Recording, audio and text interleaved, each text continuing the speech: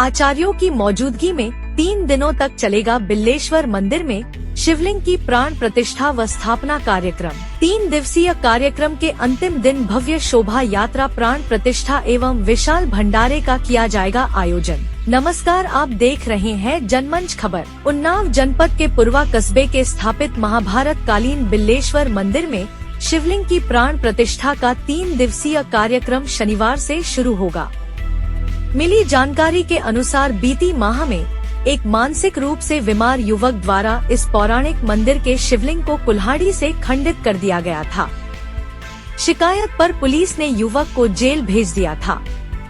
आपको बता दें कि 15 और 16 को होने वाले इस कार्यक्रम में भक्तों द्वारा मंदिर में खंडित शिवलिंग के स्थान पर नए शिवलिंग की स्थापना की जाएगी तथा प्राण प्रतिष्ठा का कार्यक्रम 1516 व 17 फरवरी को आयोजित होगा। 3 दिवसीय कार्यक्रम के अंतिम दिन भव्य शोभा यात्रा के साथ प्राण प्रतिष्ठा एवं विशाल भंडारे का भी आयोजन किया जाएगा।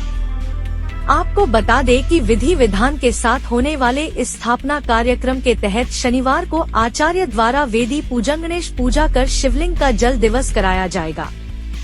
तृतीय दिवस वेदी पूजन कर शिवलिंग का अन्ना दिवस, सफल दिवस व पुष्पा दिवस कर रात्रि में सैया पर सायं होगा।